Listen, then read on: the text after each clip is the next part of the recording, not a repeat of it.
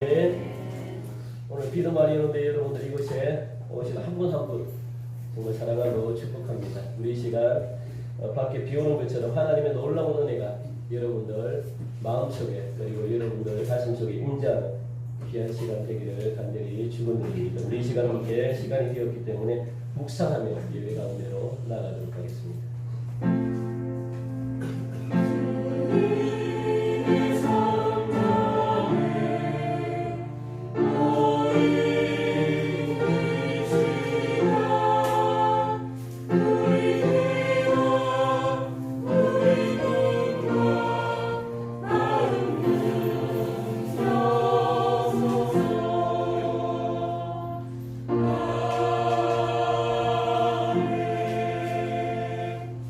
연약한 인생을 사랑하여 주시고 그 심정을 헤아려 주시는 하나님, 오늘도 저희들을 예배의 자리로 이끌어 주시고 변함없는 사랑과 은혜를 베풀어 주심을 감사합니다.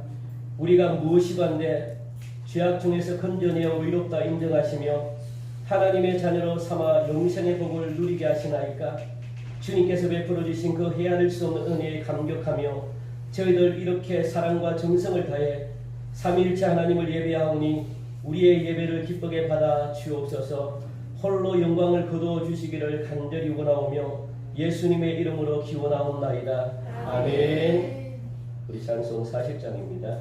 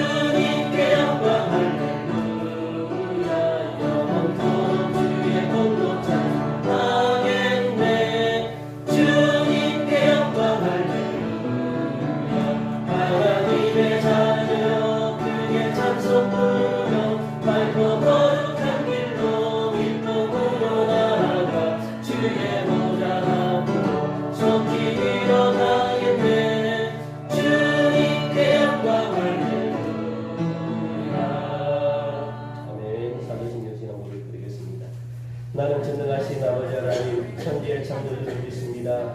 나는 그의 유일하신 아들 우리 주 예수 그리스도를 믿습니다. 그는 성령으로 잉태되어 동정녀 마리아에게서 나시고 본디오 빌라도에게 고난을 받아 십자가에 못 박혀 죽으시고 장사된 지 사흘 만에 죽은 자 가운데서 다시 살아나셨으며 하늘에 오르시어 전능하신 아버지 하나님 우편에 앉아 계시다가 거기로부터 살아있는 자와 죽은 자를 심판하러 오십니다. 나는 성령을 믿으며 거룩한 공교회와 성도의 교제와 죄를 용서받는 것과 몸의 부활과 영생을 믿습니다. 아멘. 우리 교동문 시편 71편 32번입니다. 71편 말씀입니다. 주보에 나와 있습니다. 교동문 32번 시편 71편 말씀입니다. 여호와여, 내가 주께 피하오니 내가 영원히 수치를 당하게 하지 마소서.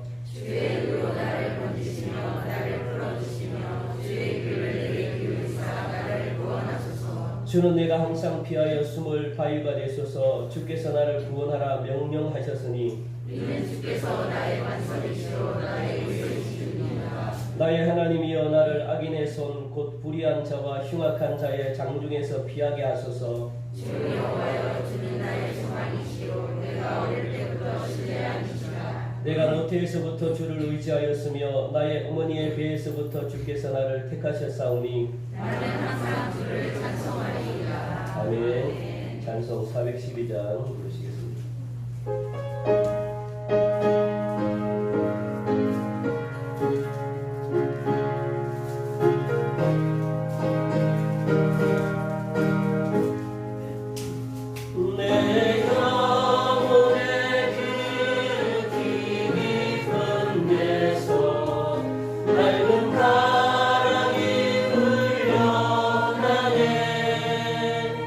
하늘 복조가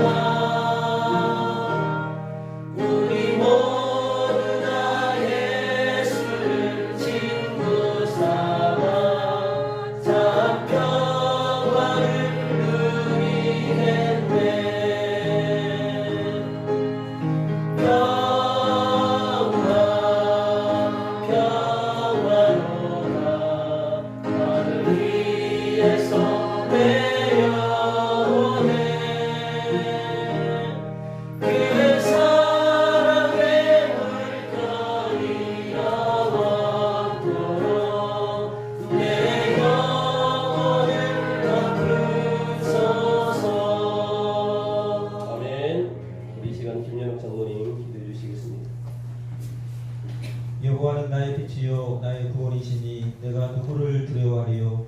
여호와는 내 생명의 능력이시니 내가 누구를 무서워하리요?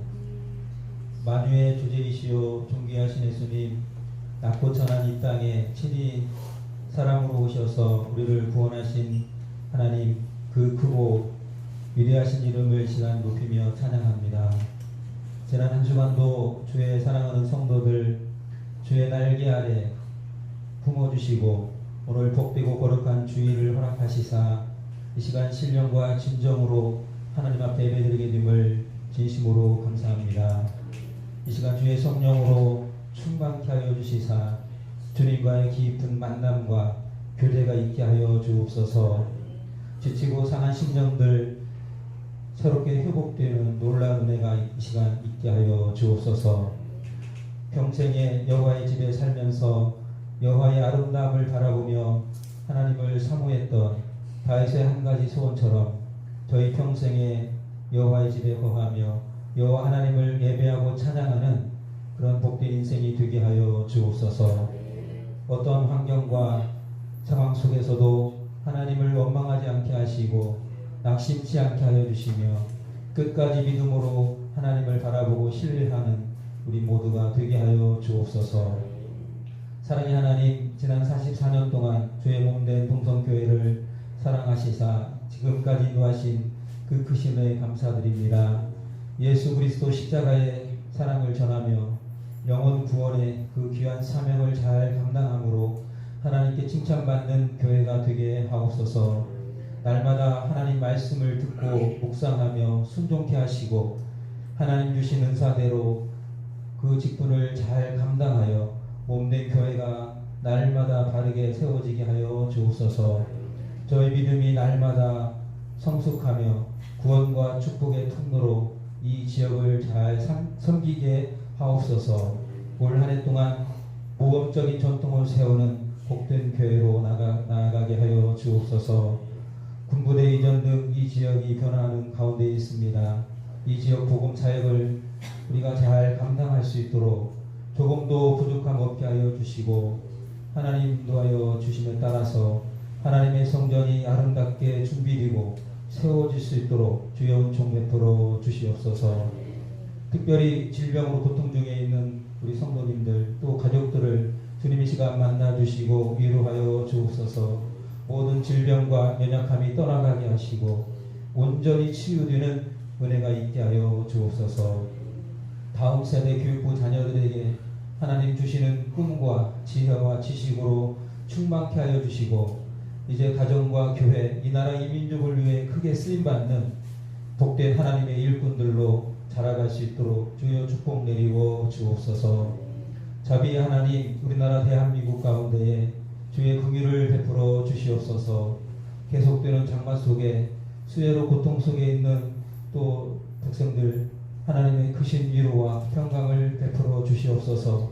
더 이상 피해가 없게 하여 주시고 속기 복구되고 회복될 수 있도록 주여 인도하옵소서.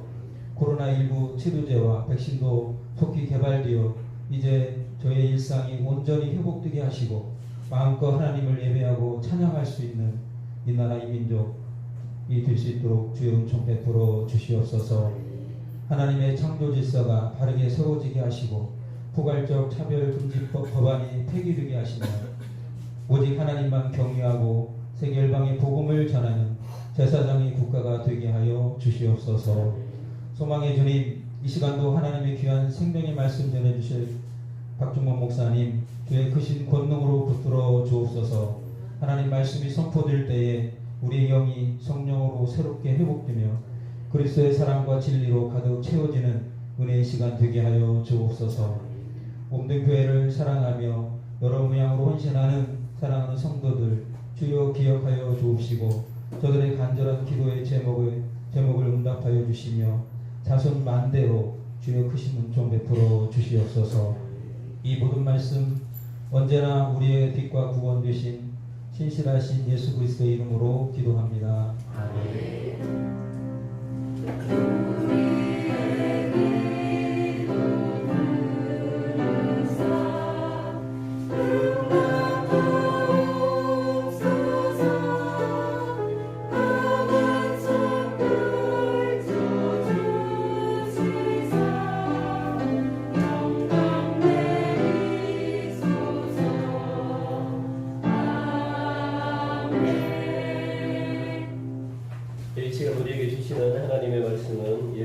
5장 1절부터 14절까지 말씀입니다. 신약 313회입니다. 예배소서 5장 1절부터 14절까지 말씀을 우리 한 절 한 절 교독하시겠습니다. 313회입니다. 신약.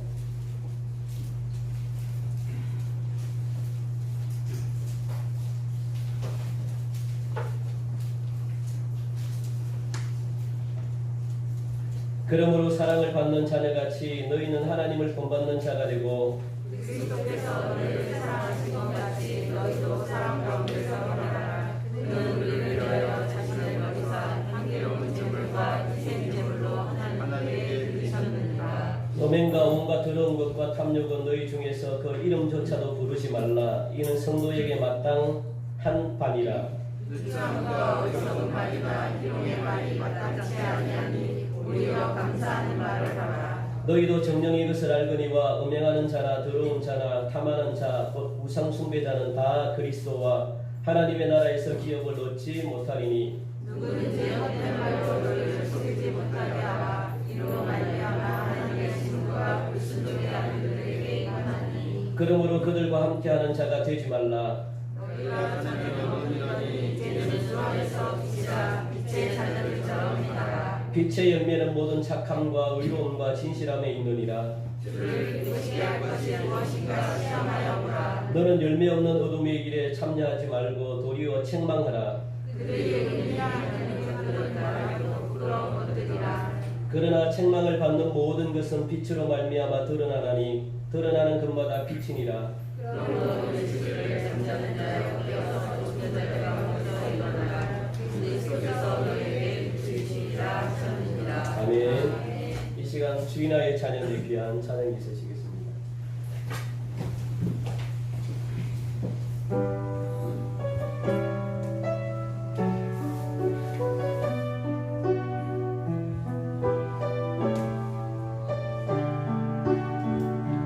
주와 함께 걸어가는 삶 주의 평화 누리며 살리 주의 인도 따라 사는 삶 주께서 지켜주시리 주의 사랑을 베풀리라. 어느 곳에 있을지라도 항상 기뻐하며 살리라. 주님 안에 살아가리. 내 평생 주님을 찬송하리. 항상 찬송 부르리라. 나 이제 주님의 사랑 베풀려 살리라.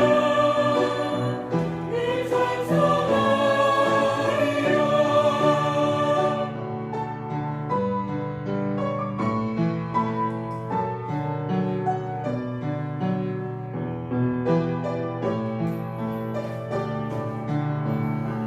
이제 굳센 믿음 안에서 진리 따라 걸어가리라. 항상 곁에 계신 하나님 희망 주며 주신다. 주님을 섬기며 살리라. 주의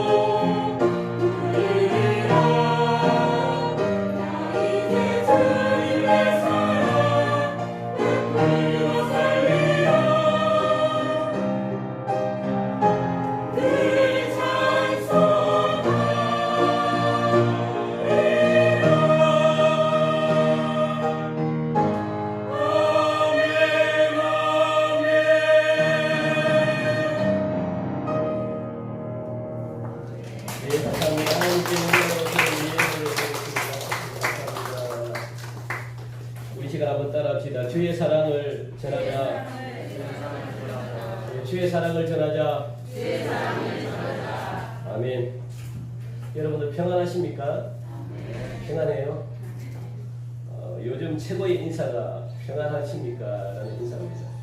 이 세상이 뭐 굉장히 우수선하니까 평안한 것이 얼마나 여러분들이 축복인지 모릅니다. 우리 다시 한 번 더 옆에 계신 분들 평안하십니까? 그렇게 한번 물어보세요. 평안하십니까? 전국에 장마가 지금 며칠째 내리는지 아십니까? 기억도 못하죠. 41일째. 지금 41일째입니다. 우리나라 역대 최장 기간이 며칠이냐면 49일입니다. 49일. 그걸 곧 경신을 가요.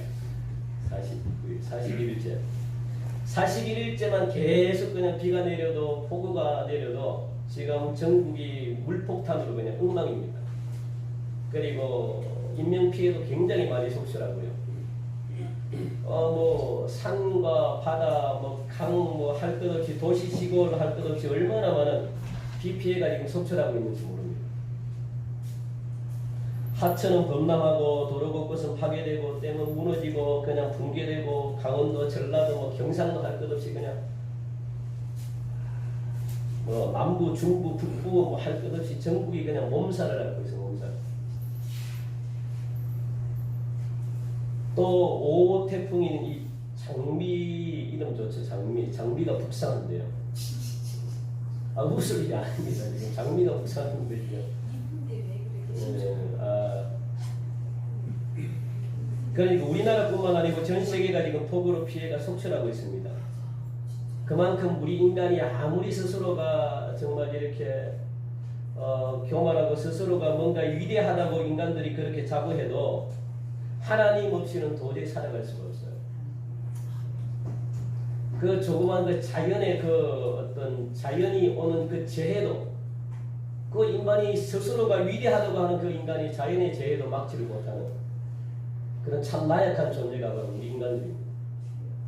그런데 하나님은 성경에 보니까요. 성경에 하나님은 자연까지도 하나님이 다스리시네요. 자연까지도. 그 하나님의 위대함 앞에 인간이 그 하나님을 업신여기고 그런 세상이 됐습니다. 하나님은 한중에도 없어요. 하나님은 자연까지도 다스리고 영적인 세계까지도 하나님이 다스리는데 인간은 그렇게 위대하다고 스스로가 생각하는 그 인간은요. 자연 앞에 그 비 하나 폭우 하나 앞에 그냥 무너집니다. 아무것도 하지 못하잖아요. 지금. 그런데 하나님이 없다고 까불고 하나님 앞에 까불고 막 그런 인간 무신론자들 인본주의자들 하나님이 보고 참 마음이 아프죠. 그래서 우리 인간들은 연약한 존재이기 때문에 겸손해져야 돼요. 겸손해져야 돼요. 저는 이런 자연재해 앞에 뭐 하나님의 심판이다라고 그렇게 저는 설교하고 싶지는 않습니다. 그런데 솔직히 저는 이런 모습을 보면서 제 자신을 굉장히 한탄해요. 내가 뭘 잘못했으면 원래 들어가지고 갑자기 이렇게까지 어려움을 겪는 것일까? 우리가 무엇을 잘못했길래 원래 들어 이런 어려움들이 전 세계 곳곳에 일어나는가? 한탄 섞인 소리가 나올 수밖에 없는 거죠. 그래서 우리는 좀 더 겸손해야 돼요. 그리고 좀 더 하나님의 도우심을 우리는 필요로 합니다. 하나님이 없이는 한시도 여러분들 살아갈 수 없다는 것. 오늘 이 시간 여러분들 고백하시기 바랍니다.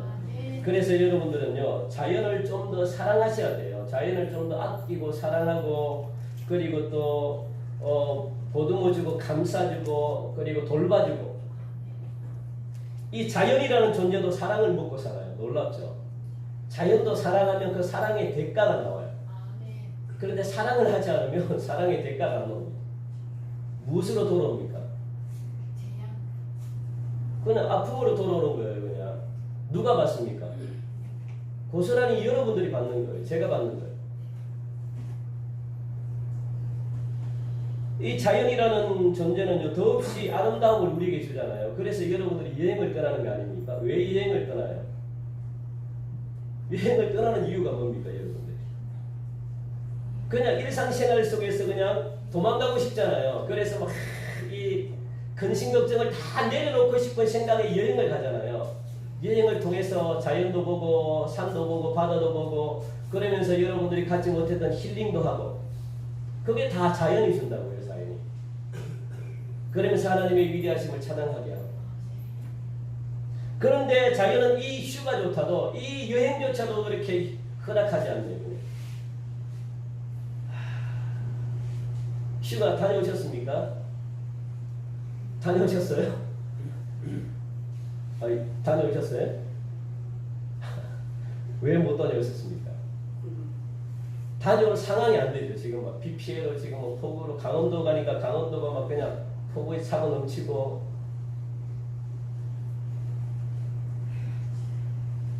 여행의 목적은 그냥 힐링입니다. 우리의 문제를 잊고 싶어가지고 떠난다고요. 여행은. 그런데 그런 사소한 희망마저도 그냥 꺾어버려요. 여러분들 사랑은요 이만큼 굉장히 중요합니다. 사랑은 너무너무 중요하죠. 자연을 포함한 이 세상 모든 만물이 다 하나님으로부터 나왔대요. 하나님으로부터 다 생겨났대요. 그런데 성경은 하나님은 무엇이라고 이야기합니까? 하나님은 사랑이다라고 이야기합니다. 하나님. 그러니까 이 세상 모든 만물들은 하나님의 사랑을 먹고 태어났다는 거예요. 모든 만물들이 하나님의 사랑으로 생겨났다는 겁니다. 그러니까 자연도 하나님의 사랑을 입었고 뭐 짐승들도 하나님의 사랑을 입었고 특별히 우리 인간들은 말할 것도 없습니다. 그 다른 피조물과 다르게 우리 인간들은 하나님의 사랑으로 지금도 하나님이 우리를 품고 있어요. 하나님의 사랑으로 지금도 우리를 갖다가 이렇게 만드셨다고요. 다른 피조물과 달리. 그러니까 여러분들은 사랑 덩어리입니다. 사랑 덩어리. 놀랍죠? 그 사실을 여러분 알고 계시나요? 자, 우리 시간 한번 따라합시다. 나는 하나님의 사랑 덩어리다. 우리 옆에 계신 분들 한번 이야기 한번 해주세요. 큰 힘이 될 것 같아요. 당신은 하나님의 사랑 덩어리입니다.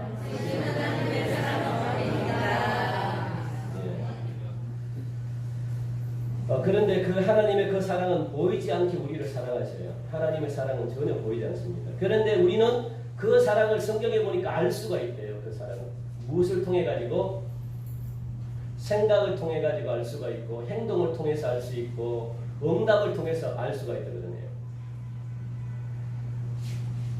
말씀을 통해 가지고 하나님의 생각이 나타나요. 말씀을 통해 가지고 이 말씀을 보니까 하나님의 생각들이 막 나타나서 이 말씀이 하나님의 생각은 뭐냐면 내가 너희들을 사랑한다 사랑한다 끊임없이 그렇게 말씀하시네요. 사랑한다 사랑한다 사랑한다. 그리고 하나님의 말씀은 뭐냐면 보니까 살아있대요. 하나님은 살아있기 때문에 운동력으로 나타난대요. 운동력. 운동력이라는 것은 없는 것을 있게 만드는 능력이 하나님의 말씀이거든요. 그러니까 하나님의 말씀은 무엇으로 나타나냐면 행동하는 것으로 나타나는 거예요. 행동하는 것. 그래서 이 유대인들이나 히브리어 지금 이스라엘 이 사람들이 쓰는 이 단어를 보면 주어가 뭐냐면 이 주어가 동사입니다. 동사. 그러니까 가장 중요한 것은 이스라엘 사람들은요. 우리는 명사나 뭐 대명사나 이렇게 주어를 사용하지만 이스라엘 사람들은 이야기를 할 때 그 말이나 언어나 모든 게 뭐냐면 동사가 주어예요. 동사. 그러니까 이스라엘에는 말로 하는 사랑은 필요 없다는 거예요. 말로 안 해요. 이스라엘은 행동으로 보여줍니다. 그 신앙이 뭐냐? 행동으로 보여주는 거예요. 사랑이 뭐냐? 행동으로 보여주는 거예요. 하나님은 무엇이냐? 행동으로 보여주는 거예요. 하나님의 말씀을 통해 가지고 살아서 운동하니까 살아있어 가지고 그게 어떻게 행동으로 나타나는 거예요. 행동으로 나타나니까 살아있으니까 무엇이 하나님의 응답이 나타나는 거예요. 응답이. 생명이 막 살아나는 거예요. 그걸 통해서 하나님의 사랑을 우리가 알 수 있다는 거예요. 이게 바로 하나님이 우리를 사랑하는 정도라고 그렇게 말합니다. 오늘 여러분들 이 하나님의 사랑의 정도, 이 사랑을 여러분 확증하는 은혜가 있기를 간절히 바랍니다. 이 사랑을 여러분들 반드시 내 것으로 받아들이시기 바랍니다. 그래서 오늘 본문 1절 말씀 보니까요. 무엇이라고 이야기하냐면 그러므로 사랑을 받는 자녀같이라고 이야기합니다. 여러분들 모두는 하나님의 사랑을 받는 자녀임을 반드시 기억하시기 바랍니다. 하나님의 사랑을 받은 자녀입니다. 이 사실이 여러분들이 믿으시면 정말 여러분들이 이 사실을 믿으시면 여러분들의 생명을 가지고 장난치지 않을 거예요.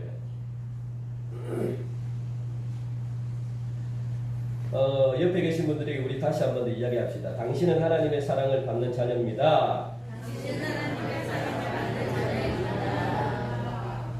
이 한마디만 여러분들 해줘도요. 이 한마디만 해줘도 그 사람이 살 수 있어요.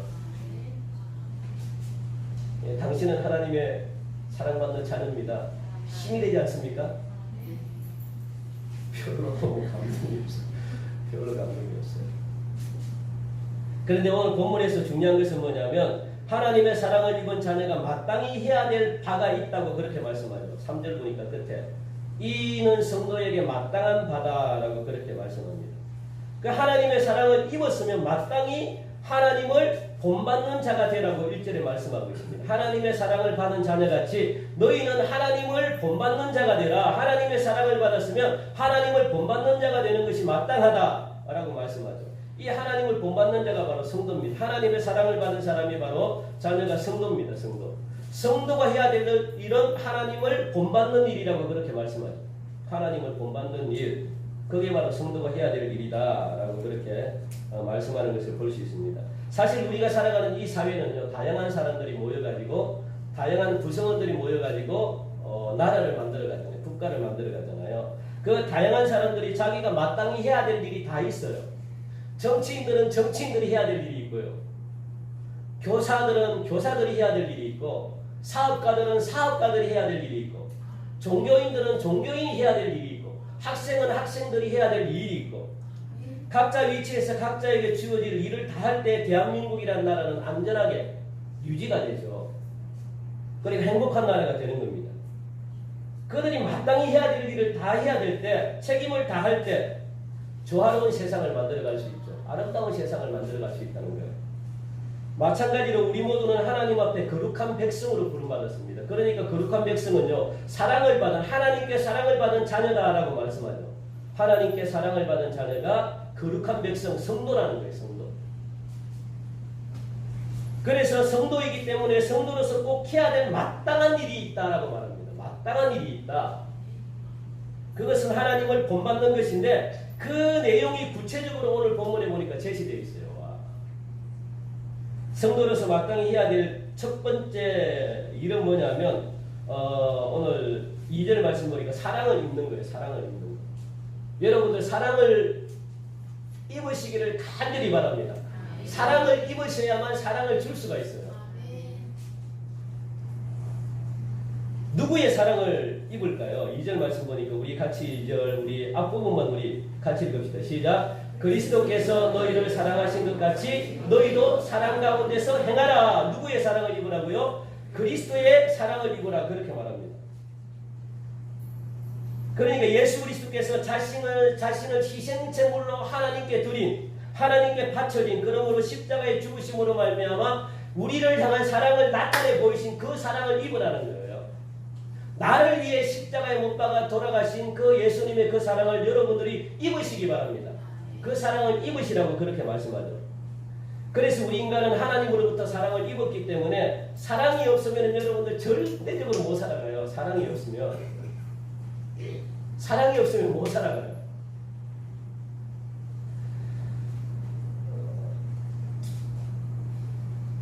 사랑으로 나를 구원했기 때문에 사랑이 없으면 여러분들 못 살아갑니다. 그러니까 여러분들은 무엇으로 이루어졌어요? 여러분들이 무엇 때문에 살아갑니까? 사랑으로 이루어졌어요. 사랑으로. 그 사랑을 못 받으면 여러분들 못 삽니다. 그 사랑이 없이 다른 어떤 세상적인 욕망과 세상적인 쾌락을 아무리 여러분들이 추구를 해도 만족을 줄 수가 없습니다. 세상의 것은 우리의 영혼을 만족을 못 시켜요. 절대로 만족이 안 돼요. 하나님의 사랑이 들어올 때 만족을 느낄 수 있죠. 그래서 여러분들이 하나님의 사랑을 받든지 사람의 사랑을 받든지 둘 중에 하나 사랑은 받아야 돼요. 왜? 사랑으로 나를 지었기 때문에. 사랑받으세요. 여러분들이 사랑해 주세요. 그러면 저 사람이 살아나요.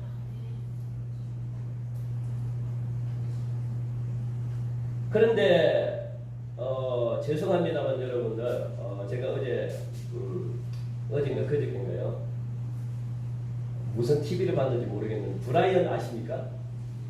브라이언 몰라요? 어이 참. 좀 요즘 애들이 좋아하는 거 좀 보셔요. 좀 보시고 좀 알아야 돼요. 이 브라이언 저도 잘 모르는데 이 브라이언이라는 가수가 나와요. 가수가 나오는데 거기에 김희철 맞나? 김희철 하고 하고 지상렬하고 신동 세 명이 브라이언 집에 방문을 했어요. 그런데 브라이언이 굉장히 깨끗한 사람이에요. 먼지털 하나 보면은 그냥 가만히 놔두지 않는, 집이 너무너무 깨끗해요. 그래서 감탄하는 거예요. 그런데 지상렬이 소파에 앉아가지고 물을 마셨는데 물방울이 하나가 떨어졌는데 굉장히 화를 내요. 식상해. 그리고 거기 강아지를 한 3마리인가 4마리 키우는데 강아지가 방에 소변을 누는데 아무 말을 안 해요. 아이고 귀엽다 그래요. 아니 제가 그거 하는 게 아니고 사람이 짐승보다 귀합니다, 여러분. 그걸 기억하셔야 돼요. 제가 이걸 말하려는 게 아니고 굉장히 저는 요즘 이게 요즘은 사람을 개보다 못하겠지. 오늘 아픔을 치유받기 바랍니다. 아픔이 있는 거예요. 제가 하고 싶은 말은 짐승은 사랑을 줄 수가 없어요. 왜냐하면 생명이 없기 때문에 그래요. 짐승은 영이 없기 때문에 여러분들에게 짐승에게 아무리 사랑을 받아도 그 사랑은 여러분들을 살릴 수가 없어요. 왜냐하면 영이 없기 때문에 그래요.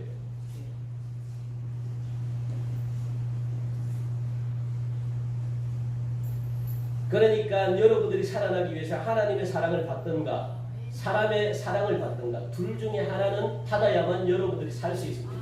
그러면 여러분들 우울증도 마찬가지예요. 우울증도 사랑을 못 받았기 때문에 우울증이 생기는 거예요. 우리나라의 현대의 모든 정신병은 사랑을 못 받았기 때문에 그래요. 사랑을 받기만 하면 금방 치유가 됩니다. 그러니까 오늘 여기서 하나님은 사랑이라고 그러잖아요. 사랑. 내가 사랑으로 너희들을 살렸다고 그러잖아요.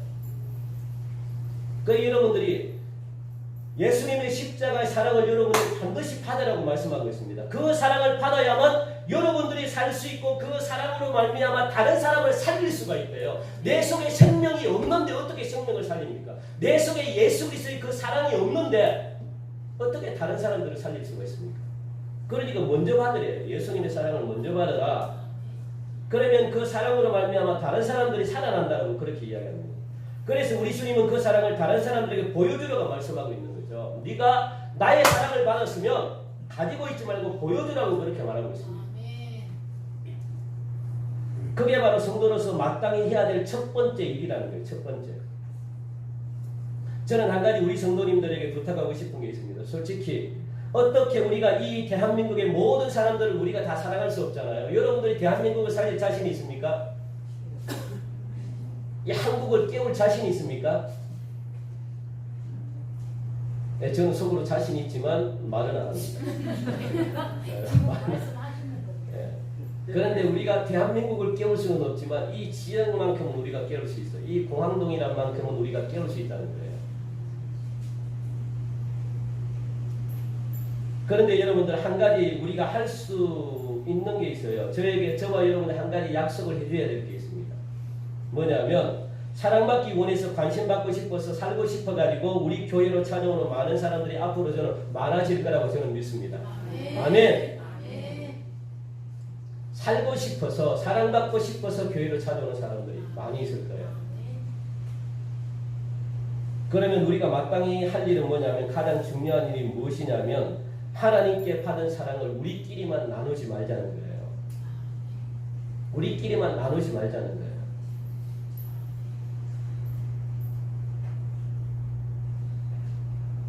사랑을 우리 주님께 받은 그 사랑을 똑같이 행하라고 그렇게 말하고 있죠.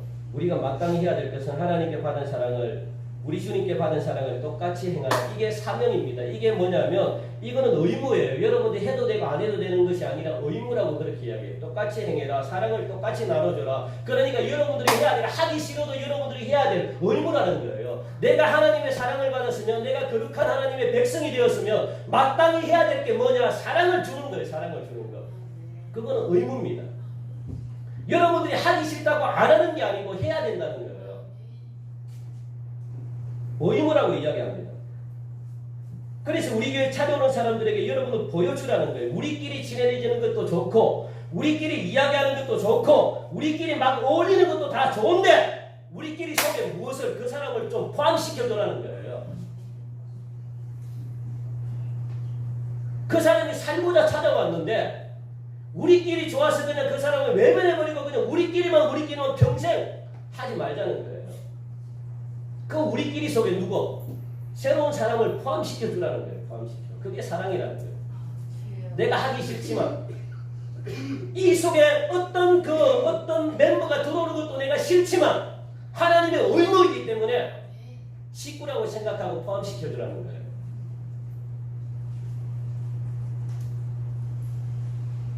그렇게 하시겠습니까? 그렇게 합시다. 그래서 우리가 가지고 있는 틀을 완전히 다 깨버립시다. 그게 하나님이 원하는 거잖아요.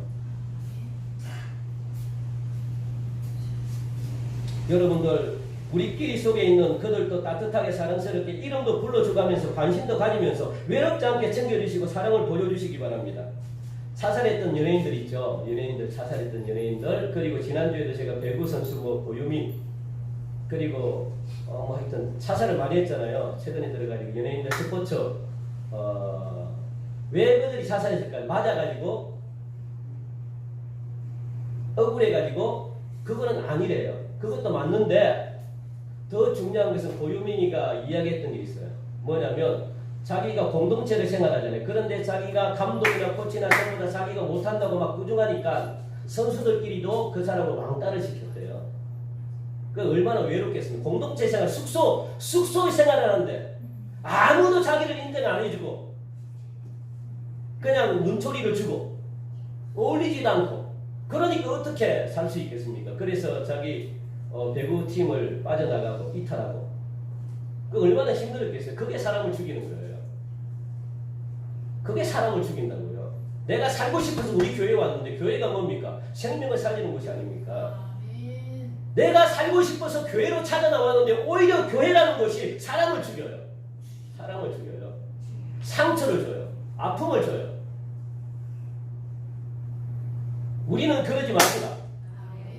옆에 계신 분들 이름 한 번만 불러보세요. 이름 한 번만 불러보세요. 이름 부른 지가 언제입니까? 예? 이름 부른 지가 언제입니까? 그들이 여러분들 공동체 속에만 들어와도 살아요. 공동체 속에만 들어와도 야 우리끼리 야 들어와서 같이 지내자. 알아줘도 살아요. 알아주기만 해도 살아요. 제발. 그게 바로 작은 것부터 말씀을 실천하는 거잖아요. 하나님을 본받는 자의 첫 번째 사명이라고 이야기하고 있습니다. 이스라엘 백성들은 하나님께로부터 얼마나 큰 사랑을 입었는지 몰라요. 그런데 그만 도중에 마음이 변했습니다. 그리고 달라졌다는 말입니다. 다시 말하면 하나님과의 약속도 어겼어요. 그래서 하나님께서 선지자를 보내고 그 약속을 지키라고 계속 그냥 선지자를 보내고 또 보내고 보냈는데 보내는 대로 다 죽여버린 거예요. 그리고 마지막에는 외아들까지도 보냈는데 외아들까지도 죽여버렸대요. 그게 포도원 이야기잖아요. 그래서 하나님께서 이스라엘을 진멸하시면서 2000년 동안 그냥 나라이던 그런 전 세계를 떠돌아다니면서 가진 수모와 가진 어려움을 다 당하는 그런 아픔을 겪었다는 거죠. 이스라엘 백성들이 처음에는 그렇게 사랑을 입었었는데 나중에는 사랑받을 입은 미움받을 짓만 하고 사랑받을 짓은 안 하고 망할 짓만 골라서 행하다가 마지막에는 전멸당했다는 거예요. 하나님. 그래서 저와 여러분들은 사랑을 받고 사랑을 입은 일을 하는 것이 얼마나 중요한가 여러분들 아시기 바랍니다. 이제부터 우리 성도님들은 하나님께로부터 받은 사랑을 여러분들 마음껏 받으셔요. 먼저 하나님의 사랑을 받으셔요. 그래야만 내가 마음껏 줄 수가 있습니다. 그리고 받은 그 사랑을 모든 사람들에게 여러분들 나눠주시기를 간절히 바랍니다. 그러면 여러분들이 풍성해져요. 주면 줄수록 풍성해집니다. 한번 해보세요. 여러분들 부자 되는 비결 알고 싶죠? 부자 되고 싶죠? 크게 대답해봐요. 네. 여기는 부자 안 되고 싶은 거예요. 안 되고 싶어요?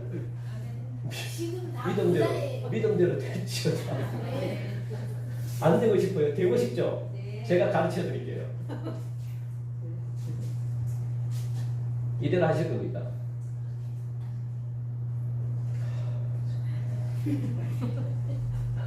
제가 한 가지만 딱 가르쳐 드릴게요. 부자 되는 방법. 그냥 주세요. 왜 아멘 안 하세요? 나눠주세요. 나눠주세요. 특히 없을 때일수록 더 나눠주세요. 그게 성경의 법칙입니다. 성경은 역설적이거든요. 그러니까 세상의 방법대로 살면 안 돼요. 그러면 망합니다. 세상 방법은 자꾸만 가지라 그러잖아요. 여러분들 가지고 내 것이라고 생각하면 망해요. 성경은 그렇게 말하지 않습니다. 주라고 이야기하죠. 주라. 여러분들 없을 때일수록 주셔요. 그러면요 주면서 풍성해져요. 하나님이 여러분들 더 많은 걸 주세요. 왜냐하면 사랑은 나누는 거거든요.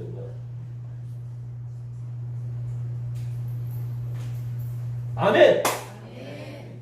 그게 여러분들 부자 되는 비결입니다. 여러분 한번 보셔요. 여러분 인생을 한번 보셔요. 내가 얼마나 많이 줬는지 한번 보셔요.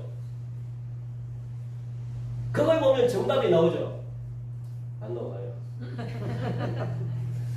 저는 정답이 나와요. 아, 내가 좀 더 많이 줬을걸. 왜 못 줬나? 제가 많이 줬으면요. 저는 목회 안 했죠. 제가 많이 줬으면 저는 정말 목회 안 했죠. 돈만 해서 막 저는 그냥 목회 안 했죠. 여러분들 주시기 바랍니다.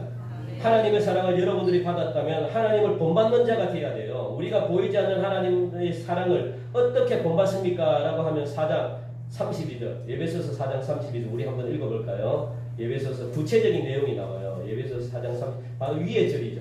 시작. 서로 친절하게 하며 불쌍히 여기며 서로 용서하기를 하나님이 그리스도 안에서 너희를 용서하신과 같이 하라. 아멘. 그게 구체적인 겁니다. 다시 한 번. 그리고 5장에 오니까 그러므로 연결되죠. 그러므로.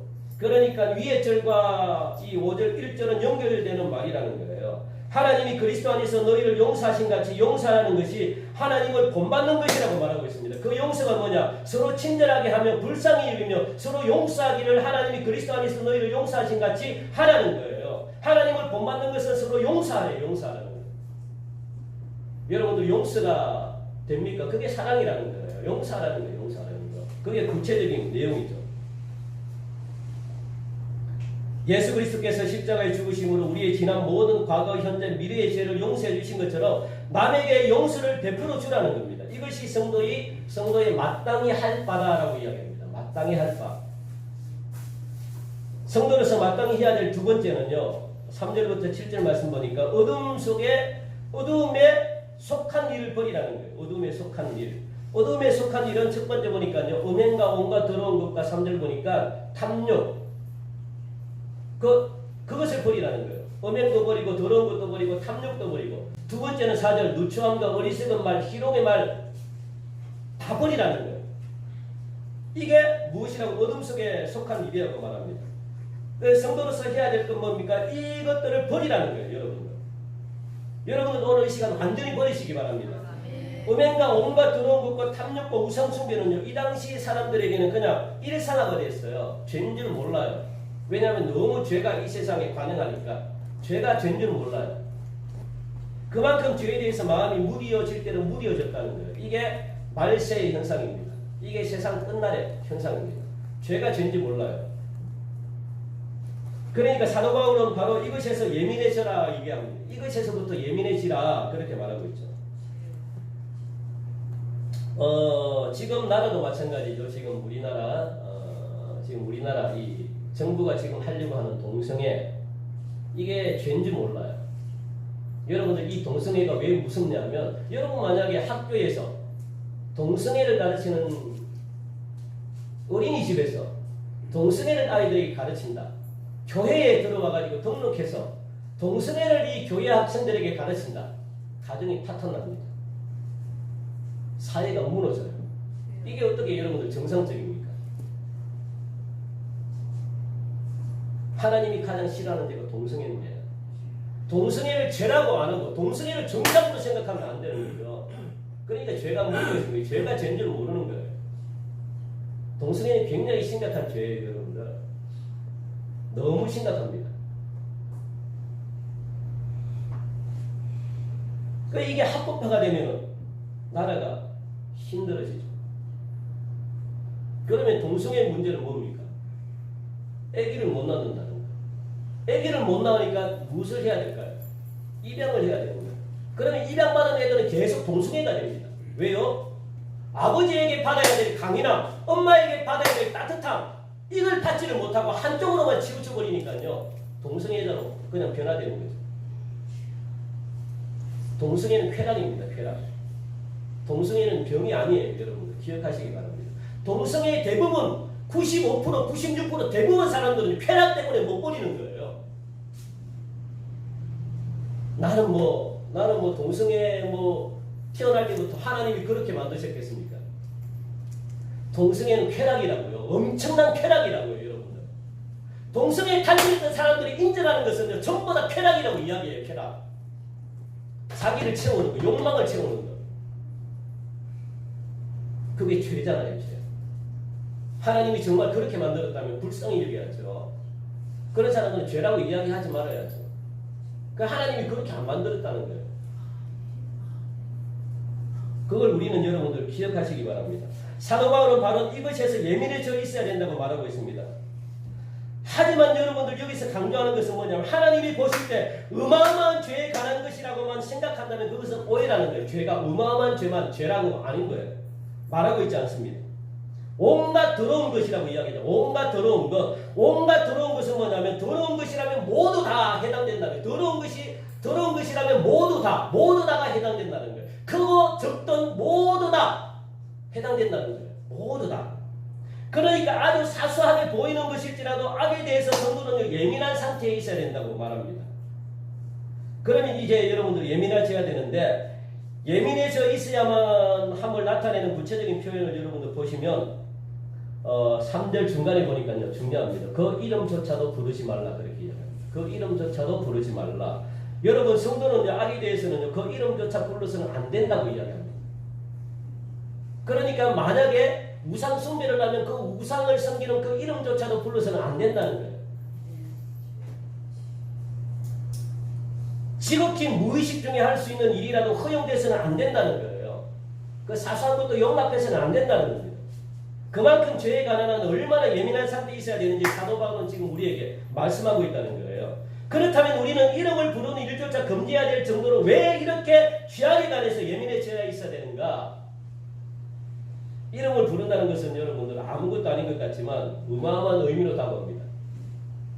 이름을 부른다는 것. 저는 한 번도 이 시를 인용해 본 적은 없는데 제가 코척에 있을 때인가요? 목사님이 이 시를 갖다가 읽더라고요. 저도 학창시절 때 많이 읽었던 시인데 그래서 오늘 어제 설교를 준비하면서 갑자기 이 시가 생각나가지고 한번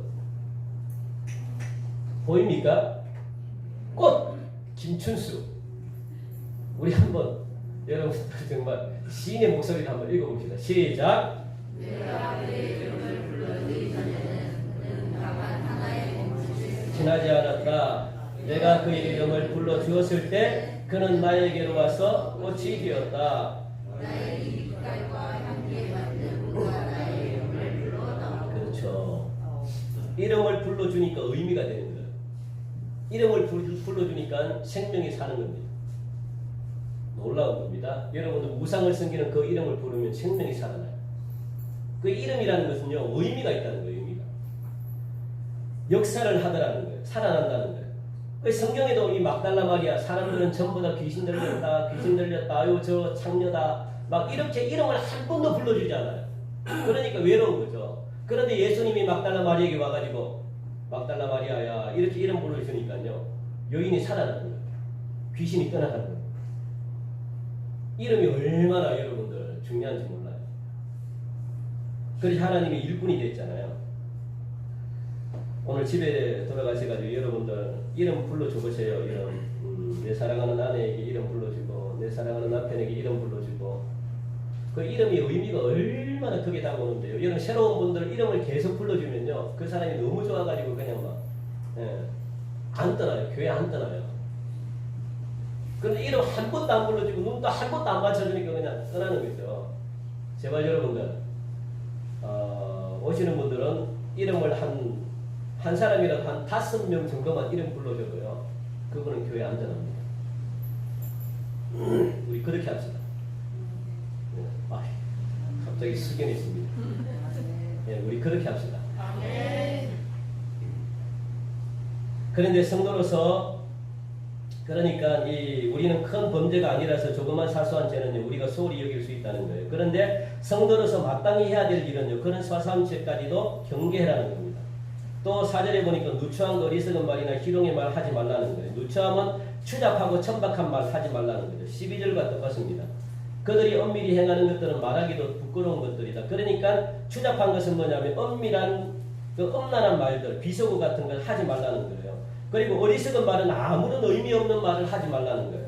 그리고 희롱의 말은 뭐냐, 농담 같은 거 하지 말라는 거예요. 농담 같은 거. 이 당시 헬라인들은 언어 감각이 굉장히 뛰어났기 때문에 유희가 발달했습니다. 그러니까 즐거운 말을 갖다 하는 것, 농담이죠. 뭐 이렇게 조크 같은 거.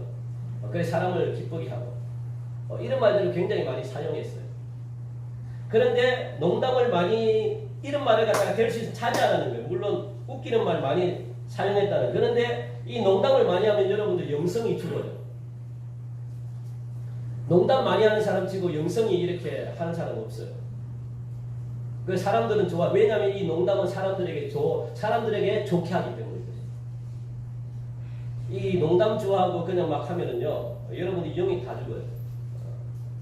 그런 말 하지 말고 무엇을 감사의 말을 해라. 그렇게 얘기합니다. 감사의 말을 해라. 4절 보니까 감사하는 말을 많이 해라. 왜냐하면 감사가 구원을 열기 때문이거든요. 하나님이 주시는 은혜의 표현이 감사라는 거예요. 왜 이런 것들을 버려야 되느냐? 5절, 9반절 보니까 음행하는 자나 더러운 자나 탐하는 자, 우상 숭배하는 자는 하나님의 나라의 기업을 얻지 못한다. 그러니까 구원받을 수 없다는 거예요. 굉장히 중요하죠. 구원을 못 받는다. 이걸 버리지 않으면 여러분들이 구원을 못 받는다는 거예요. 천국에 들어갈 수 없다는 말입니다. 6절에 보니까 그래서 그런 자들과 함께 하지도 말래요. 악을 행하는 자들과 함께 다니지도 말래요. 왜냐하면 하나님은 나중에 악과 함께, 누구와 함께 다는 자도 심판의 대상이 된다는 거예요. 네가 누구와 함께 다니냐? 악한 사람들과 함께 다니면 내가 악하게 되죠. 내가 악하게, 전도하기 위해서 다니는 건 괜찮지만 내가 그냥 즐기면서 다니는 건 하지 말라는 거예요. 그리고 마지막 성도로서 마땅히 해야 될 바 세 번째는요, 8절부터 14절 말씀 보니까 어둠 대신 빛된 삶을 살라고 그렇게 이야기합니다. 어둠 대신 빛된 삶. 여러분들 어둠을 물리칠 필요가 없습니다. 어둠을 물리치려고 아무리 애쓸 필요가 없어요. 왜냐하면 여러분들이 빛이 되면 돼요. 빛이 되면 어둠은 안 물리쳐도 그냥 자동적으로 물러가요. 왜 여러분들 어둠을 물리치려고 발버둥합니까? 여러분들이 빛이 되면 되는데. 여러분들이 변하면 된다고요. 그러면은 빛이신 예수님께서 내 속에 들어오셔서 세상을 환하게 밝혀요. 그럼 어둠은 물러가는 거죠. 여러분들은 변화되지 않은 채 그냥 뭐 세상 변화시키려고 그냥 막 어둠을 물리치려고 하면 그게 얼마나 잘못된 일입니까? 안 변해야 돼요. 내가 변하면 되는 거죠. 내가 빛된 생활을 하면 되는 거죠. 내가 변하면 다 끝나는 거죠. 그래서 8절 보니까요, 변화된 믿음으로 살라는 거예요.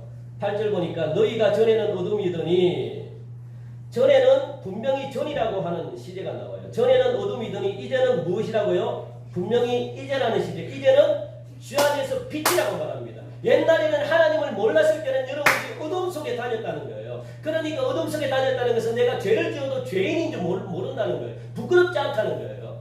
그러니까 막 어둠 속에서 그냥 막 악한 사람들이 하는 일을 갖다가 막 그냥 스스럼 없이 막 했다는 거예요. 그런데 내가 예수님을 믿고 예수님이 내 속에 빛으로 들어오니까 아 이게 부끄러운 짓이구나 아는 거예요. 그럼 안 하는 거죠. 안 해야죠. 여러분 삶이 바뀌어야 되는 거죠. 행동이 바뀌어야 되는 거죠. 그래서 주 안에서 빛이라 옛날에는 어둠의 생활을 했는데 지금 빛의 생활을 한다는 거예요. 빛의 열매는 뭡니까? 여러분들이 바뀌었다는 증거가 뭐예요? 9절 보니까 시작. 빛의 열매는 모든 착함과 의로움과 진실함에 있다. 이렇게 여러분들 열매가 나타나면 여러분 빛된 생활을 하고 있는 거예요. 변화됐다는 거예요. 열매로 한다는 거예요. 열매로. 그러니까 하나님을 모르는 인생이었기 때문에 전에는 창피해가지고 얼굴도 들지 못한 일을 갖다가 서슴을 취했는데 이제는 빛이라는 말씀을 보면서 정말 하나님이 자랑스러운 사람으로 변했다는 거예요. 세상 사람들이 인정해주고 세상 사람이 칭찬하는 그런 사람으로 변했다는 거예요. 그 좋은 소문들이 나니까 사람들이 몰려드는 거예요. 우리 교회도 완전히 변화되면요. 우리가 전도 안 해도 그 착한 행실을 보고 사람들이 몰려들어요. 아름다운 소문들이 퍼져가지고 허다한 사람들이 몰려들어요. 교회가 누굽니까? 여러분 한 사람 한 사람이잖아요. 한 사람 한 사람이 여러분들 변화된 생활을 하면요. 아, 저 사람이 동성교회 다니는 사람이구나. 야, 저기 가면 나도 변화될 수 있다는 이 생각을 가지고 온다는 거예요. 그 여러분들 전도 안 해도 그냥 오는 거예요. 그게 초대교회 역사입니다. 우리가 믿음으로 사는데 믿음으로 살아야 되는데 날마다 새롭게 변화되는 모습이 믿음으로 산다는 거죠. 옛날과 지금이 다르고 오늘과 내일이 달라지는 그런 변화되는 믿음으로 살아야 된다고 그렇게 이야기합니다. 그게 바로 변화입니다. 변화. 사도 바울에게는 지난달에 그 아픈 과거가 있었어요. 사도 바울에게는 주님을 기쁘시게 할 것이 무엇인지 분별을 못했다고요. 사도 바울. 그래서 엄청난 실수를 범했습니다. 여기서 시험하여 보라는 말은 뭐냐면 분별하도록 하라는 말과 똑같은데 그러면 사도 바울이 왜 이런 말을 갖다가 뼈아픈데도 불구하고 우리에게 하고 있는가? 바울은 자기가 하나님을 제일 잘 믿는 줄 알았어요. 하나님을 제일 잘 믿기 때문에 예수 믿는 사람들을 핍박하고 재산을 빼앗고 옥에 가두고 때려 죽이기도 했다는 거예요. 그게 하나님을 사랑하는 방법인 줄 알았습니다. 하나님을 사랑하니까 예수 믿는 사람들을 죽였다는 거예요. 이게 하나님이 기뻐하는 줄 알고. 그래서 신앙 양심에 여러분들 조금도 가책을 받지 않았던 거예요. 오히려 그것을 기쁨으로 자랑했습니다. 그런데 다메섹으로 가는 길에서 예수님을 만났잖아요. 거기서 예수님께서 깨우침을 받고 보니까 자기가 엄청난 잘못을 하고 있었다는 것을 깨닫게 됩니다. 하나님을 가장 슬프게 해드리고 괴롭게 해드리면서도 무지해가지고 알지 못했기 때문에 하나님을 가장 기쁘게 해드리는 일이라고 생각해서 그 일을 갖다가 막 자행했다는 거예요. 분별하지 못한 탓이죠. 그래서 에베소 교인들을 보고 내 과거를 너희가 알지 못하느냐라고 그렇게 묻는 겁니다. 그러니까 하나님을 기쁘시게 하는 것이 무엇인지 분별하도록 하라는 뜻으로 지금 말하는 거예요. 하나님이 기뻐하는 것이 무엇인지 분별해라. 분별하지 못하게 되면 믿음을 가지고도 하나님을 괴롭게 해드리는 일이다라고 그렇게 이야기합니다. 여러분들 분별력 있는 믿음을 가지시기 바랍니다. 여러분 일이라고 다 해서 하나님이 기뻐하는 거 아닙니다. 교회 일을 갖다가 교회 일이라고 해서 하나님이 다 기뻐한다고 생각하면 안 돼요. 그걸 분별할 줄 알아야 돼요. 그리고 다음에는요, 보니까요, 11절 말씀, 책망하는 일이에요. 책망이라고 하는 것은 마음의 자세가 중요한데, 11절 말씀 보니까, 너희는 열매 없는 어둠의 일에 참여하지 말고, 도리어 책망하라고 이렇게 말합니다. 여러분들 참여하지 마세요. 참여하지 마세요. 부끄러운 일에. 열매 없는 어둠의 일에 참여해서는 안 됩니다. 부끄러운 일에 참여해놓고 책망하면 그것은 책망이 되지 않죠. 그러므로 어두운 미래는 절대로 여러분들 참여하지 말래요. 책망을 하라는 거예요. 어둠 속에 참여하는 사람을 보고 책망하라고 이야기합니다. 여러분들이 참여하면 안 돼요. 오늘 한국교회가 당면하고 있는 여러 문제들과 침체의 가장 큰 원인 중에 하나가 뭐냐면 교회는 세상의 어두운 일을 책망하는 것이잖아요. 세상이 잘못하고 정치가 나라가 잘못하고 이렇게 하면은 교회는 바른 소리를 해주는 것이 교회입니다. 그런데 지금 한국교회는 바른 소리를 못해요. 왜? 오늘 보니까 열매 없는 어둠에게 함께 참여하고 있기 때문에 교회가. 그러니까 한국교회는 아무런 소리를 못해요. 특히 대형교회. 그러니까 교회는 정치와 연관돼서는 안 돼요. 정치를 따라가면 안 됩니다. 그런데 정치에서 잘못하고 있는 일은 교회가 책망을 해야죠. 나라에 잘 보이기 위해서 교회가 있으면 안 된다는 거예요. 그러면 교회가 큰 소리를 못 쳐요. 지금 오늘날 대부분 대형 교회들이 다 그렇잖아요. 많은 목사님들이 그냥 정치인들과 같이 막 조차에도 갖고 하는 이유가 어디에 있습니까? 교회 이름 나타내고 뭔가 교회 이익이 없나? 그리고 교회에 정치인들이 많이 다니니까 쓴소리를 못하는 거예요. 이게 한국교회의 경패입니다. 그러니까 세상이 한국교회를 두려워하지 않습니다. 옛날에는 두려워했는데 지금 안 두려워. 왜? 같이 부끄러운 일에 같이 가니까. 한국교회를 조롱하는 거예요. 한국교회 아픔이죠.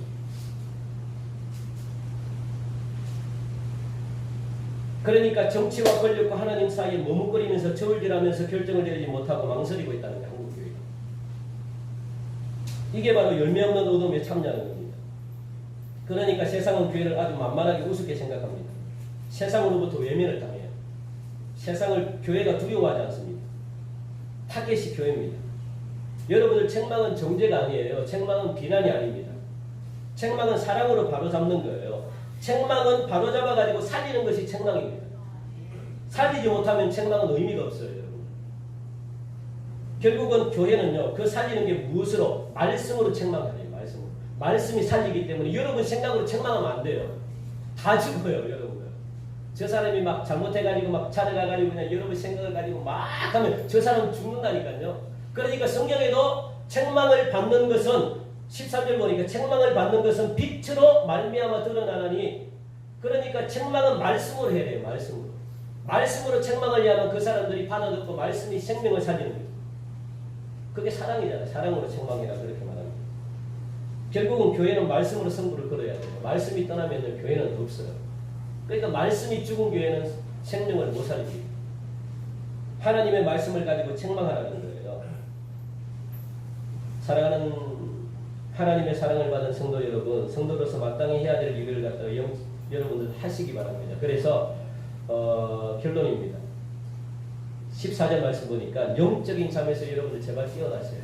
여러분들 영적인 잠에서 여러분들 깨어나시기 바랍니다. 깨어나셔가지고 여러분들 죽은 자들을 살리십시오.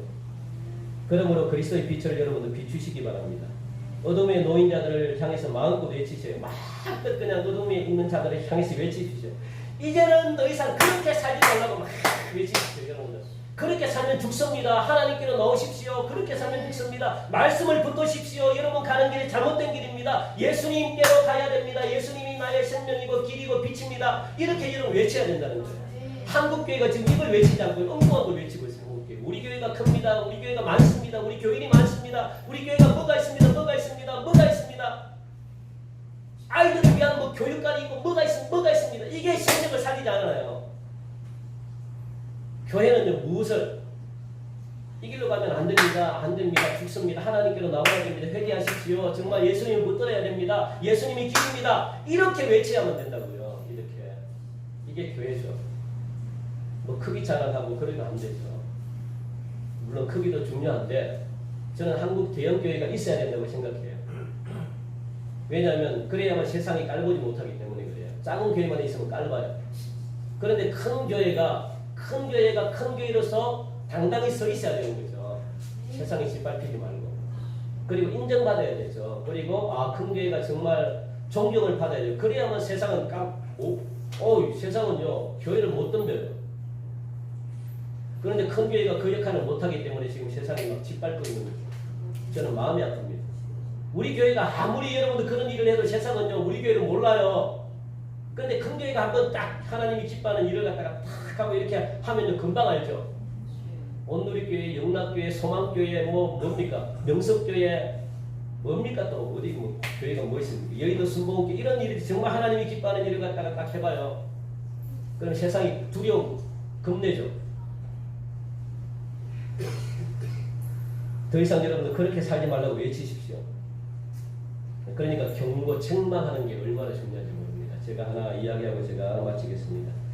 제가 처음으로 전도했던 친구가 한 명이 있는데 제가 중학교 때 처음 전도했던 친구예요. 그 친구. 그런데 그 친구의 믿음이 굉장했습니다. 자기의 전 존재를 그냥 예수 믿자마자 다 바친 거예요. 서원의 믿음. 하나님, 제 생명을 다 바치겠습니다. 그 얼마나 믿음이 뜨거웠어요. 그러니까 그 사람이 완전히 변한 거예요. 그러니까 막 6명의 육형제 중에 막내로 태어났는데 얼마나 사나웠겠습니까? 싸움도 잘하고 그냥 막 하나이가 갑자기 그냥 중2학년 때 예수님을 알고 180도로 변화되어서 사람들이 친구들이 막 전부 다 조롱하고 이런 친구예요. 교회밖에 몰랐던 친구인데 갑자기 이 친구가 점점 그냥 고등학교 올라오면서 뭐 이렇게 성적이 떨어지고 막 부모님들이 막 뭐라 그러고 그러니까 자기가 예수님만 믿으면 성적도 올라가고 그런 줄 알았대요. 그러면서 타락하기 시작하는데 막 술 먹고 교회 십자가도 부수고 막 그런 친구. 그래서 제가 막 몇 번씩이나 경고하고 몇 번씩이나 권유하고 책망하고 그래서 변신학교 들어왔어요. 1년 다니다가 또 막 왜 신학생들이 말이야 자기가 생각했던 기준에 안 왔거든요. 왜 신학생들이 저렇게 행동하고 저렇게 실족해가지고 또 그만 때려치우고 그리고 막 방탕한 길로 들으면 지금도 그리고 제 오직 마음이 들었으면 제 처제까지도 제가 결혼시키려고 처제를 소개시켜줬다고요. 그만큼 괜찮은 친구였어요. 신앙도 잘하고. 그런데 그런 친구가 어딘가 그저께 그래서 저하고 이제 저희인데 연락을 잘 안 오죠. 제가 막 계속 책망하고 하니까 그러면서 누나에게 연락이 왔는데 뭐라고 연락이 왔냐면 자기가 상주에서 아버지 제사라서 형제들과 같이 이렇게 지내고 이제 상주에서 대구로 올라오는데 참 마음이 아파요. 차로 밤에 운전하면서 경기에 노부부 80대 노부부가 있는데 부딪혔대요. 그래서 노부부 두 분이 돌아가셨어요. 그러면서 자기는 어떻게 해야 되나 막 그러면서 전화가 왔대요. 하나님은 여러분들 책망을 무시하면 하나님이 그 친구는 정말 하나님이 일을 해야 돼. 왜냐하면 자기가 서원했기 때문에 하나님은 그렇게라도 마지막 경고를 하시는 거예요. 하나님은 그렇게라도 하나님의 사람으로 만들고 싶어하는 거예요. 저는 그걸 알았습니다. 경고를 무시하면 하나님은 마지막까지 놓지 않아요. 그런데 때가 다 되면 하나님은 놓을 수밖에 없는데 마지막까지 하나님은 그 친구에게 그런 기회를 저는 줬다고 생각해요. 두 분의 목숨을 앗아가면서 죄송합니다만 돌아가신 분들은 죄송합니다만 두 분의 목숨을 앗아가면서도 하나님은 그 친구를 살리길 원한 거예요. 저는 굉장히 두렵더라고요. 제가 그 이야기를 들으면서 하나님이 하시고자 하는 일은 무지막지합니다. 대가를 지불하면서까지도 하나님은 그 일을 하셔요. 그 친구는 알지 못하죠. 그 친구는. 그런데 저는 그런 이야기를 들었을 때 하나님은 그 두 분의 생명을 앗아가면서까지도 그 친구를 하나님이 일꾼을 세우시길 원하시는구나. 여러분들 그러니까 교회가 하는 책망에 대해서 교회가 하는 말씀에 대해 여러분 순종하시기 바랍니다. 여러분들 뭐 급주려고 하는 게 절대 아닙니다. 하나님은 그렇게 무지막지하신 분이에요. 그리고 이스라엘 백성들도 그렇게 고난을 받았다고요. 그리고 난 다음에 하나님께 돌아왔어요. 그게 얼마나 아픔이에요. 그러니까 여러분들 책망하는 소리를 들으시라고요. 주위에 누군가가 하나님이 기도해서 누군가가 따뜻하게 책망하면 그 소리를 들으라고요. 들어야만 여러분들이 살 수 있습니다. 그게 성도가 해야 될 바라고 그렇게 말합니다. 오늘 여러분들 이 시간 우리 14절 읽고 우리 마칩시다. 14절 같이 시작. 그러므로 이러시기를 잠자는 자여 깨어서 죽은 자들 가운데서 일어나라. 그리스도께서 너희에게 비추이시리라. 아멘. 이런 삶을 사시는 은혜가 있기를 주님의 이름으로 간절히 축원드립니다. 하나님 참 감사합니다. 오늘도 이 시간 귀한 말씀을 듣게 하신 하나님, 우리가 하나님의 사랑을 받은 자로서 하나님을 본받는 자가 되길 원합니다. 성도로서 마땅히 해야 될 바를 하는 하나님의 사랑받는 자가 되길 원하오니 무엇보다 사랑을 통해서 내 자신이 깨어나게 하시고 사랑을 통해서 내 자신이 깨어남으로 하나님 다른 사람들까지도 살리는 살아있는 하나님께 사랑받는 생명을 살리는 복된 자가 되게 도와주옵소서. 감사하며 예수님 이름으로 기도합니다. 아멘. 우리 시간 찬양하시면서 복원드리겠습니다. 하나님의 사랑을 사모하는 자.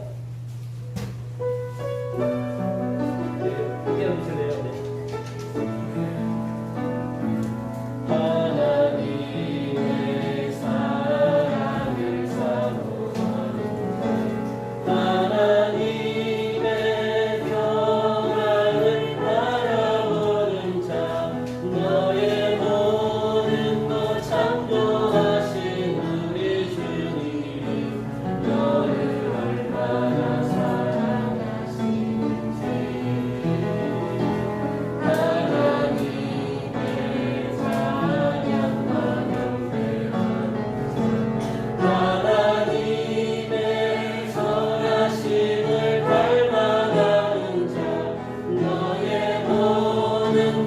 창조하신 우리 주님 너를 찾아 살으셨네. 하나님 사랑의 눈으로 너를 어느 때나 바라보시고 하나님 선한 귀로서 언제나 너에게 기울이시니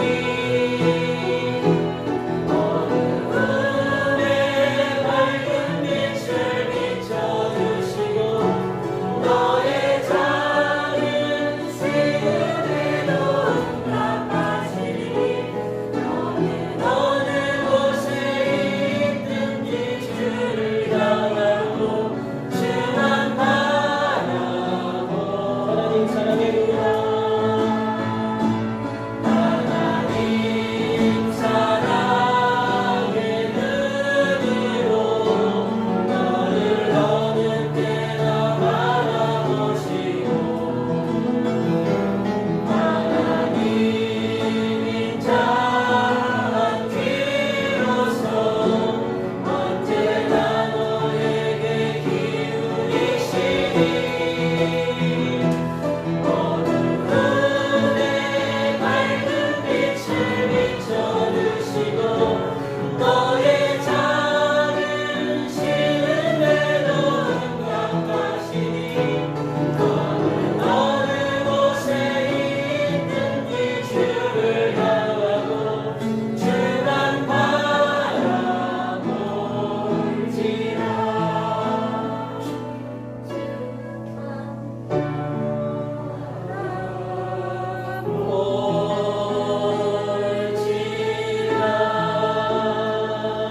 아멘. 이 광고 먼저 몇 가지 좀 드리겠습니다. 우리 광고 드리기 전에 오늘 소개 좀 할까요? 네? 네. 오늘 갑자기 한 10시 돼가지고 카톡이 와가지고 예배를 몇 시에 드리냐고 11시에 드린다고 했더니 오겠대요.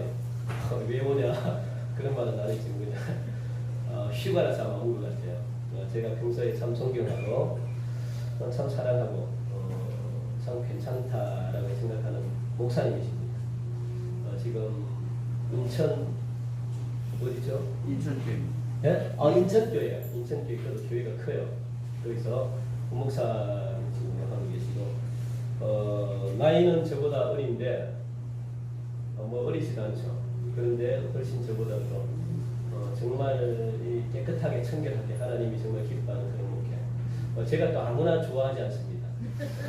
그래서 친구도 많이 없어요. 제가 사람을 그렇게 뭐 그런데 정말 몇 안 되는 그런 소중한 동력자입니다. 동력자. 그리고 또 제가 또 소개시켜도 되나요? 제가 또 결혼을 시켜줬어요. 소개시켜줘서 정말 저는 너무너무 감사한 게 정말 잘 살아요. 너무너무 잘 살고 보면은 막 어떻게 저렇게 너무 순결하고 순수하고 사회도 너무 또 열심히 또 어떨 때 보면 바보 같아요. 시키지도 않은 것 정말 아무도 없어도 너무너무 열심히 하고 몸 다 베려가면서 그렇게 살고 아마 좋은 데 나중에 담임으로 갈 겁니다. 정말 이런 목사님이 저는 큰 교회 가가지고 큰 목회를 하셔야 된다 생각해요.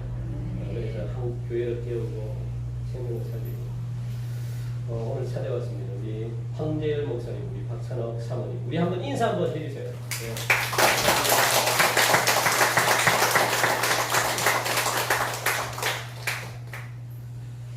네. 따끈하죠. 제가 축구 한번 시키려고 그랬는데 사복을 입고 왔어요. 그래서 네, 그래서 축구를 입고 시키고 다음에 그러지 마요. 교회 소식 제가 몇 가지 하는데 예배 마시면 구역장님들은 좀 남아주시고 이 앱 우리가 줌 이걸 좀 여러분들 깔려고 합니다. 그래서 그 교육을 잠깐 하시니까 남아주시고 그리고 제가 내일부터 휴가입니다. 이제 한 주 동안 휴가인데 시간입니다. 그래서 한 주 동안 여러분들 예배는 제가 없어도 더 많이 나오셔야 돼요. 새벽기도 더 많이 나오시고 수요 기도에 더 많이 나오시고 금요 기도에 더 많이 나오셔야 돼요. 그게 담임 목사가 없을 때 그게 전력입니다. 전력 그 교회. 그러니까 여러분 더 많이 나오셔요. 더 훌륭한 또 강사님이 또 설교하십니다. 우리 생활면에 보면 그래서 여러분들 생활면에 보면 우리 한 주간 예배 안내가 있죠. 새벽 기도는 10일부터 12일까지는 김연옥 장로님이 인도하시고요. 그리고 13일 목요일부터 14일 금요일까지 이호선 장로님이 인도하시고, 그리고 깜짝 놀랍니다. 수요 기도에 금요 기도에 얼마나 말씀이 좋은지 깜짝 놀랍니다. 수요 기도에 인도 및 설교, 그러니까 뭐 감정도 괜찮고 그냥 부담 없이 하시라고 제가 김연옥 장로님 다 나오셔요. 다 나오시고, 그리고 금요 기도에 14일 인도는 김연옥 장로님이 하시고 설교 간증은 이효선 장로님이 하십니다. 아멘. 어떤 목사님보다도 중요하고 다 나오셔요.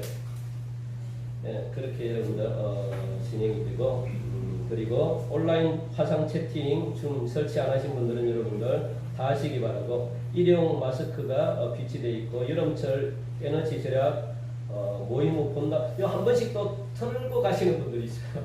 그러니까 여러분들 꼭 기억하세요. 제가 계속 강조합니다. 교육은 반복입니다. 반복. 그러니까 여러분들 기억하시고 내가 꺼야 되겠다라고 그렇게 생각하시면 됩니다. 그리고 하반기 사역 안내 생활편 또 한번 보세요. 그동안 우리가 잠시 중단됐던 예배 사역들 9월 첫 주부터 우리가 재개하려고 합니다. 1대1 제자 양육 두란노 제가 책자 다 나눠줬죠. 9월 6일 주일 오후 예배부터 시작합니다. 여러분들 지금 2, 3주 있는데 제가 계속 광고하는 것을 준비하시라는 거예요. 우리가 지금까지 오후 예배는 안 드렸는데 1대1 제자 양육을 받기를 희망하는 모든 성도들 준비하셔서 우리 말씀을 들으시기 바라고. 그리고 예배는 아닙니다. 예배는 아니고 성경 공부예요. 성경 공부로 전환합니다. 그런데 참여하기를 원하시는 분들만 하는 거예요. 그리고 나머지 분들은 그냥 하시기 바랍니다. 그 구역 장비 구역 모임 안내 9월 8일 화요일부터 하려고 해요. 구역장 교육도 이제는 정상적으로 우리가 좀 해야 되겠다라는 생각이 있습니다. 그래서 방법은 기존대로 하든지 아니면 비대면으로 우리가 뭐 주문을 하든지 그거는 우리가 한번 좀 의논을 좀 해서 그렇게 하려고 하고, 그렇게 하기 위해서는 점심이 의논이 돼야 돼요. 점심은 어떻게 할 것인가 뭐 하셨는지 모르겠는데 그것도 여러분 의논해 주셔가지고 제가 휴가 갔다 오면 이야기를 해주세요. 그래서 안 그러면은 이게 언제까지 기다릴지 몰라요. 그러면 우리가 예배가 죽습니다. 이게 뭐 끝난다는 보장이 없어요. 여러분 이게 주님 오실 때까지 연결될 수 있습니다. 이런 상황. 그러면은 예배가 없어지고 성도들도 없어져요. 그러면은 이게 온라인으로 드리는 예배와 나와서 드리는 예배는 감격이 달라요. 하나님이 주시는 은혜가 다르다. 그리고 교회 학교 예배도 여러분들 9월 첫 주부터 했으면 좋겠는데 교사들 다음 주에 같이 모여가지고 좀 의논을 했으면 좋겠습니다. 왜냐하면 계속 이제 이대로는 우리가 이렇게 할 수 없잖아요. 그래서 우리가 뭔가 대책을 세우고 뭔가 좀 이렇게 의논을 좀 해야 되겠다라는 그런 생각이 여러분들 있습니다. 그리고 이번 주 청소는 사구역입니다. 사구역 그렇게 기억하시고 이 다음 주에 나머지는 여러분 주부 참여 다 함께 일어나셔서 우리 화성찬송 우리가 하겠습니다. 635장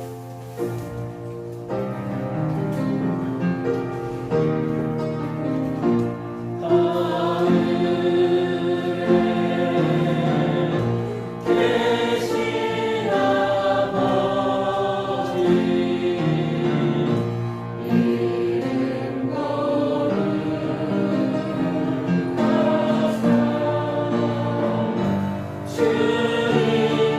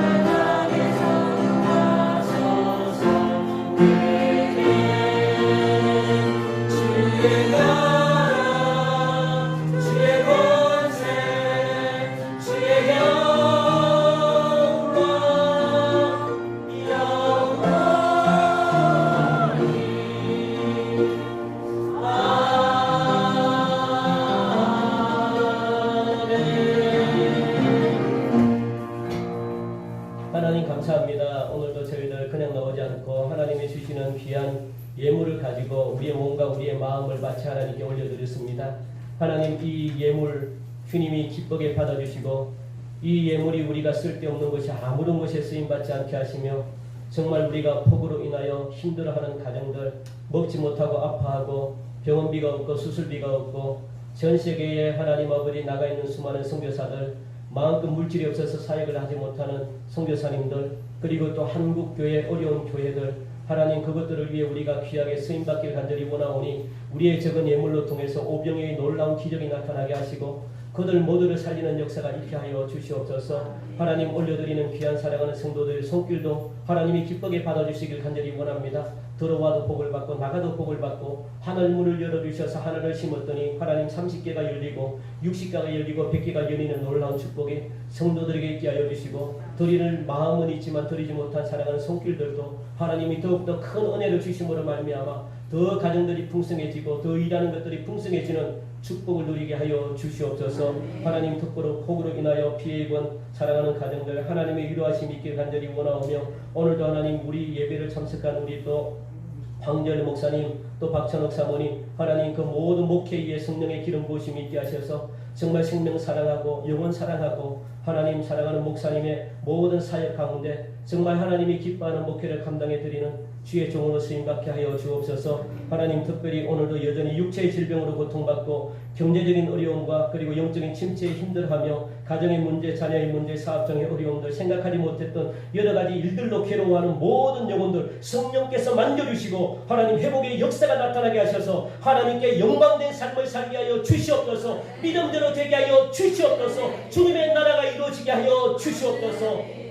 지금은 우리 주 예수 그리스도의 은혜와 하나님의 무한하신 사랑하심과 성령님의 이로 충만 역사하심이 하나님께 사랑받은 사랑하는 성도들 정말 하나님의 영광을 위해 살길 다짐하고 돌아가는 사랑하는 성도들 위해 교회와 이 나라 이 민족 위해 지금으로부터 영원토록 함께하여 주기를 간절히 축원하옵나이다. 아멘.